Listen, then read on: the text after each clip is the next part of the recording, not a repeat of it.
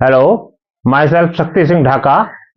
मेरा पढ़ाने का ही काम है और उस काम के दौरान जब मैं बहुत बेसिक क्वेश्चन बच्चों से पूछता हूं तो बहुत सारे उनमें से कुछ संतुष्टिजनक जवाब नहीं दे पाते। जैसे मुझे ख्याल आता है, कई दफा मैंने बच्चों से पूछा कि ये व्रत और गोला एक ही चीज होती है या अलग अलग, तो उन्होंने बड़े अजीब से जवाब दिए। और जब मैंने उनसे कोई याद दिलाया कि भाई ये चूड़ी जो है गोला है या नहीं है, तो ज्यादातर ने बोला हाँ जी चूड़ी एक गोला है, व्रत है, या चूड़ी एक व्रत है। तो इस तरीके के जवाब उन्होंने दे दिए। तो वो बेसिक चीजें इसके बारे में बिल्कुल नहीं समझते थे। तो अभी हम कोशिश करते हैं कि आप लोगों को कुछ बेहतर पता चल जाए कि व्रत क्या है और गोला क्या है। ठीक है, तो यहां पे जो पहली चीज है वो क्या है कि व्रत के अंदर ये अगर हम समझे, इसे हम लंबाई समझे और इसे चौड़ाई समझे, ठीक है, तो व्रत के अंदर दो चीजें होती हैं। लंबाई, ये इधर को भी जा रहा है, और चौड़ाई मीन्स दूसरी साइड में भी जा रहा है। हाथ इधर जाने का मतलब ये ना समझा जाए कि ऊपर जा रहा है, ये हॉरिजॉन्टल में, क्षितिज में दूसरी साइड में जा रहा है। ठीक है, तो ये तो होता है व्रत जिसके अंदर दो चीजें हैं, लंबाई और चौड़ाई। चौड़ाई जो प्लेन पेपर पे ही है। अगर हम गोले पे ध्यान दें, इसमें हमने डॉट से शो कर रखा है एक हिस्सा, तो अगर गोले पे ध्यान दें तो इसमें इधर को मूव करेंगे तो इसमें लंबाई भी है और दूसरी तरफ इसमें चौड़ाई भी है। लेकिन यहां बीच से इसमें गोले का मतलब इसमें ऊंचाई भी है।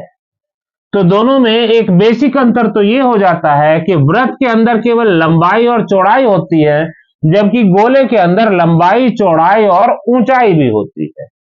यहां पे ध्यान रखो कि लंबाई और चौड़ाई दोनों से मिलकर बनता है क्षेत्रफल, और लंबाई, चौड़ाई और ऊंचाई तीन डायमेंशन से, दिशाओं से मिलकर क्या बनता है?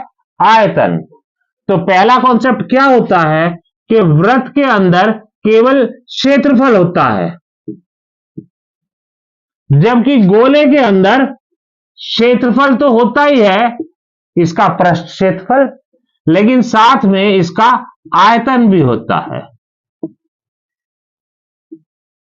ठीक है, यहां पे ये ध्यान देने की बात है कि चीज का अगर कोई चीज है, ऑब्जेक्ट है, इसका मतलब उसमें ऊंचाई है। आयतन का मतलब जो वस्तुएं जगह घेरती हैं। अगर कोई चीज जगह घेरती है, इसका मतलब वो वस्तु है। तो गोला क्या है? एक वस्तु है, जबकि व्रत के अंदर तो आयतन है नहीं। अगर आपको याद नहीं आ रहा तो अलग अलग किताबें उठा के उसमें चेक करके देख लो, आप किसी भी किताब में व्रत का आयतन का फार्मूला नहीं ढूंढ पाओगे, जबकि गोले का आयतन होता है। ठीक है, इसका मतलब व्रत एक दो दिशाओं वाला चीज है और गोला एक तीन दिशाओं वाला चीज है। और सच तो यह है कि व्रत केवल एक शक्ल है जो केवल कॉपी के ऊपर बनाई जा सकती। हम किसी चीज को नहीं कह सकते कि यह व्रत है। तो व्रत केवल एक वृत्त हुआ, त्रिभुज हुआ, आयत हुआ। इन सब के आप कभी भी आयतन के फॉर्मूले नहीं ढूंढ पाओगे किसी भी किताब के अंदर, क्योंकि ये केवल एक शक्ल है जो कॉपी के ऊपर बनाई जा सकती है। जबकि गोला क्या है? एक वस्तु है जिसके अंदर ऊंचाई भी है, इसलिए गोले का आयतन होता है। समझ गए आप लोग?